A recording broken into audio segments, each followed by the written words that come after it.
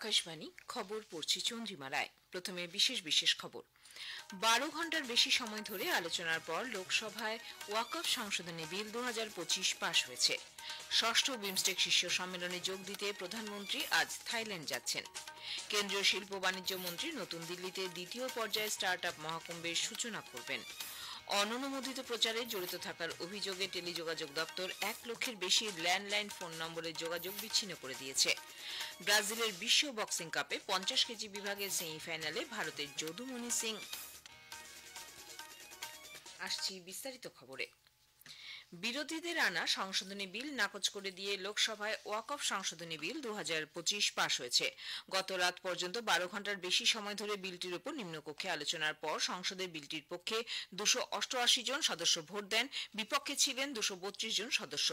ওয়াকফ সংশোধনী বিল 2025-এর লক্ষ্য হল ওয়াকফ সম্পত্তির ব্যবস্থাপনাকে সুগম করা, ঐতিহ্যবাহী স্থানগুলিকে সুরক্ষিত করা এবং সামাজিক কল্যাণ প্রচারের বিধান রাখা। এই আইনের লক্ষ্য সম্পত্তি ব্যবস্থাপনায় স্বচ্ছতা বৃদ্ধি, ওয়াকফ বোর্ড এবং স্থানীয় কর্তৃপক্ষের মধ্যে সুসমন্বয় গড়ে তোলার পাশাপাশি অংশীদারদের অধিকার রক্ষা। বিলটিতে মুসলিম মহিলাদের, বিশেষ করে বিধবা এবং তালাকপ্রাপ্ত মহিলাদের অর্থনৈতিক ও সামাজিক অবস্থার উন্নতির সংস্থান রয়েছে। বিলের ওপর বিতর্কের জবাবে সংখ্যালঘু বিষয়ক মন্ত্রী কিরেন রিজিজু বলেন, ওয়াকফ বোর্ডের কাজে অমুসলিমরা হস্তক্ষেপ করবে এমন ধারণা ভুল।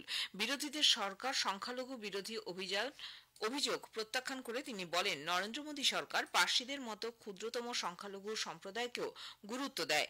ভারত সংখ্যালঘুদের জন্য নিরাপদ দেশ বলে তিনি মন্তব্য করেন। বিলটিকে বিরোধী সদস্যরা কেন অসাংবিধানিক বলে অভিহিত করছেন তার জন্য তারা উপযুক্ত কারণ দেখাতে পারেনি বলেও মন্ত্রী জানিয়েছেন। এটি অসাংবিধানিক হয় এমন কোন আদালত কেন এটি বাতিল করেনি তিনি সেই প্রশ্ন তোলেন। সম্পত্তি বিরোধ এড়াতেই ওয়াকফ ব্যয় ব্যবহারকারী অপসারণের প্রস্তাব করা হয়েছে বলেও কিরেন রিজিজু জানিয়েছেন। এর আগে বিলটি উত্থাপনের সময় মন্ত্রী বলেছেন, এর সঙ্গে মুসলিমদের ধর্মীয় রীতিনীতির কোনো সম্পর্ক নেই, কেবলমাত্র ওয়াকফ বোর্ডের সঙ্গে সম্পর্কিত সম্পত্তি নিয়েই কাজ করে। ওয়াকফ বোর্ডগুলিকে অন্তর্ভুক্তিমূলক এবং ধর্মনিরপেক্ষ করতে চায়। এমনকি মসজিদ পরিচালনার উদ্দেশ্য এই আইন নয় বলে মন্ত্রী জানিয়েছেন। বর্তমান বিল অনুসারে ওয়াকফ বোর্ডগুলিতে বিভিন্ন মুসলিম সম্প্রদায়ের মহিলা এবং অমুসলিম অন্যান্য প্রতিনিধিত্ব করবেন। বর্তমান আইনে দেশের যে কোনো জমিকে ওয়াকফ সম্পত্তি হিসেবে ঘোষণা করার জন্য কিছু বিধানের অপব্যবহার করা হয় বলে কিরেন রিজিজু উল্লেখ করেছেন। 2013 সালে ইউপিএ শাসনামলে ওয়াকফ আইনে সংশোধনী আনা হয়েছিল, যা অন্যান্য আইনের উপরেও প্রভাব ফেলে। কংগ্রেস শাসনামলে জাতীয় রাজধানীর মোট 123টি সম্পত্তি দিল্লি ওয়াকফ বোর্ডের আওতায় আনা হয় বলে তিনি জানান। তিনি আরও বলেন যে আইন প্রণয়নের সময় যৌথ সংসদীয় কমিটি এবং সরকার অংশীদারদের সঙ্গে বিস্তারিত আলোচনা করেছে। कुछ लोगों को मैंने शुरू में कहा कि अगर आप कहते हैं कि ये बिल गैर संवैधानिक है तो आप बताइए संवैधानिक कैसे है। अगर अनकॉन्स्टिट्यूशनल था तो फिर किसी कोर्ट ने क्यों स्ट्राइक डाउन नहीं किया। इसलिए मैं इस सदन में कहना चाहता हूँ, कुछ शब्द ऐसा होता है कॉन्स्टिट्यूशनल अनकॉन्स्टिट्यूशनल, ये हल्के में इस्तेमाल नहीं करना चाहिए। বিরোধিতা জবাবে কেন্দ্রীয় স্বরাষ্ট্রমন্ত্রী অমিত শাহ বলেছেন, মন্ত্রিসভা অনুমোদিত যৌথ সংসদীয় কমিটির বিস্তারিত আলোচনার পরেই বিলটি আনা হয়েছে। इस सदन के माध्यम से देश भर के मुसलमान भाइयों बहनों को कहना चाहता हूँ, आपके वक्फ में एक भी नॉन मुस्लिम नहीं आएगा। ये एक्ट में ऐसा कोई प्रावधान, मगर जो वक्फ बोर्ड है और वक्फ परिषद है उसका काम क्या है, वक्फ की संपत्तियां मान्यवर बेच खाने वाले लोगों को पकड़कर इसके बाहर निकाल।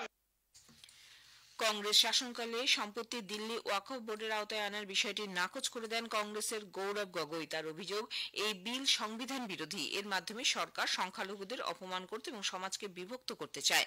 সমাজবাদী পার্টির অখিলেশ যাদব অভিযোগ করেছেন, সরকার মূল্যবৃদ্ধি, বেকারত্ব, নোট বাতিল সহ অন্যান্য বিষয়ে তার ব্যর্থতা আড়াল করতেই এই বিল এনেছে। তৃণমূল কংগ্রেস সাংসদ কল্যাণ বন্দ্যোপাধ্যায় প্রস্তাবিত আইনটিকে ভুল ধারণা, অযৌক্তিক এবং স্বেচ্ছাচারী বলে অভিহিত করেন। জেপিসি চেয়ারম্যান জগদম্বিকা পাল দিনটিকে ঐতিহাসিক বলে উল্লেখ করেছেন।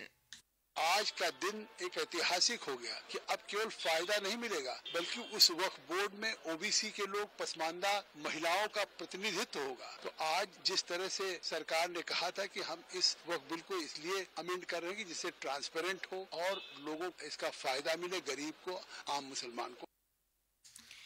লোকসভায় গত মধ্যরাতে ওয়াকফ সংশোধনী বিল পাশ হওয়ার পরেই কেরালার উপকূলবর্তী গ্রাম মুনাম্বামের বাসিন্দারা নরেন্দ্র মোদী সরকারের সমর্থনে মিছিল বের করেন। বাজি পুড়িয়ে স্লোগান দিয়ে তারা দীর্ঘদিন ধরে ঘর ছাড়া থাকার মতো যে পরিস্থিতির সম্মুখীন হয়েছেন তা থেকে মুক্তির আশায় আনন্দে মেতে উঠেছেন। সংসদে অভিবাসন ও বিদেশি নাগরিক বিল 2025 পাশ হয়েছে। রাজ্যসভায় গতকাল এই বিল অনুমোদন পায়। লোকসভায় ইতিমধ্যে বিলটি পাশ হয়। এই আইনটি ভারতের বিদেশিদের অভিবাসন, প্রবেশ এবং থাকার ব্যাপারে সবকিছু নিয়ন্ত্রণ করবে। প্রধানমন্ত্রী নরেন্দ্র মোদী ষষ্ঠ বিমস্টেক শীর্ষ সম্মেলনে যোগ দিতে দুদিনের সফরে থাইল্যান্ড যাচ্ছেন। এর আগে 2019 এবং 2016 সালে তিনি সেদেশ সফর করেছিলেন। ভারতের সামুদ্রিক প্রতিবেশী থাইল্যান্ড ইন্দো প্রশান্ত মহাসাগরীয় অঞ্চলের প্রতি দেশের অ্যাক্ট ইস্ট নীতির গুরুত্বপূর্ণ অংশীদার। আসিয়ান অঞ্চলে সিঙ্গাপুর, ইন্দোনেশিয়া, মালয়েশিয়ার পর ভারতের চতুর্থ বৃহত্তম বাণিজ্যিক অংশীদার এই দেশ। রিজার্ভ ব্যাংকের মুদ্রানীতি সংক্রান্ত বৈঠকের আগে সরকার পুনম গুপ্তাকে রিজার্ভ ব্যাংকের ডেপুটি গভর্নর পদে নিয়োগ করেছে। তিনি মাইকেল দেবব্রত পাত্রের স্থলাভিষিক্ত হচ্ছেন। চলতি মাসের 7 থেকে 9 এপ্রিল রিজার্ভ ব্যাংকের বৈঠক হবার কথা। খবর শুনছেন আকাশবাণী থেকে। আমাদের সংবাদ শোনা যাবে ইউটিউব চ্যানেল আকাশবাণী সংবাদ বাংলা, ফেসবুক ও ইনস্টাগ্রাম আকাশবাণী সংবাদ কলকাতা এবং এক্স হ্যান্ডেল AIR নিউজ কলকাতাতে। কেন্দ্রীয় শিল্প বাণিজ্য মন্ত্রী পীযূষ গোয়েল আজ নতুন দিল্লিতে স্টার্টআপ মহাকুম্ভের দ্বিতীয় সংস্করণের সূচনা করবেন। গভর্নমেন্ট মার্কেট প্লেস জেম আয়োজিত এই স্টার্টআপ মহাকুম্ভ চলবে 5 এপ্রিল পর্যন্ত। 3 দিনের এই অনুষ্ঠানে বিভিন্ন স্টার্টআপ যাতে তাদের পণ্য পরিষেবা জেমের মাধ্যমে বিক্রি করতে পারে সে বিষয়ে সহায়তা দেওয়া হবে। এ ব্যাপারে মধ্যস্থতার কাজ করবে জেম প্যাভিলিয়ন। অননুমোদিত প্রচার এবং বেআইনি কার্যকলাপে জড়িত থাকার অভিযোগে টেলিযোগাযোগ দপ্তর প্রায় 1,75,000 ল্যান্ডলাইন নম্বর বিচ্ছিন্ন করে দিয়েছে। যোগাযোগ মন্ত্রক সূত্রে জানা গেছে 0731, 079, 080 সহ বেশ কিছু নম্বর থেকে অনেক স্প্যাম কল করা হচ্ছে। এই নম্বরগুলির বিরুদ্ধে ব্যবস্থা নিতে ক্রাউড সোর্সড ডাটা ব্যবহার করা হয়েছে। টেলিযোগাযোগ দপ্তর টেলিকম পরিষেবা প্রদানকারী সংস্থাকেও এটি বন্ধ করার জন্য দ্রুত পদক্ষেপ নিতে বলেছে। আসামে কামরূপ এবং গোয়ালপাড়া জেলায় রাভা হাসং স্বায়ত্তশাসিত পরিষদের ভোট গ্রহণ শান্তিপূর্ণভাবে সম্পন্ন হয়। 36টি কাউন্সিল আসনে 33টিতে 68.58% ভোট পড়েছে।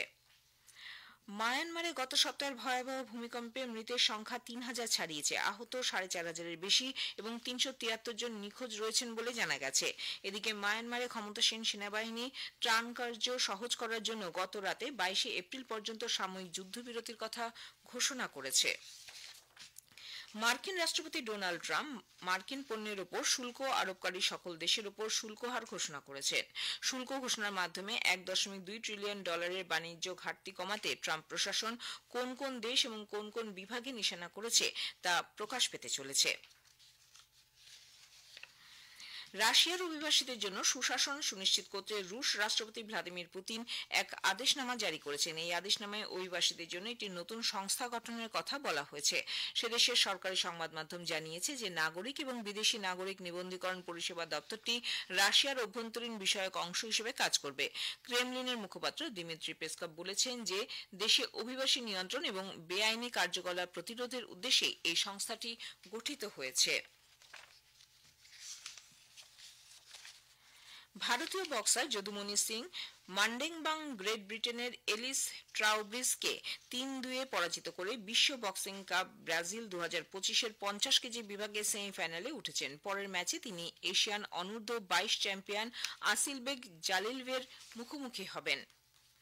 ইডেনে IPL এর ম্যাচে কলকাতা নাইট রাইডার্স আজ সানরাইজার্স হায়দ্রাবাদের মুখোমুখি হবে। খেলা শুরু হবে সন্ধে 7:30টায়। দুই দলই 3টি করে ম্যাচ খেলে একটি করে ম্যাচে জয়ী হয়েছে। নেট রান রেটে এগিয়ে থাকায় হায়দ্রাবাদ 8ম স্থানে এবং কলকাতা সবশেষে রয়েছে। শেষ করার আগে খবরের বিশেষ কিছু অংশ আরও একবার।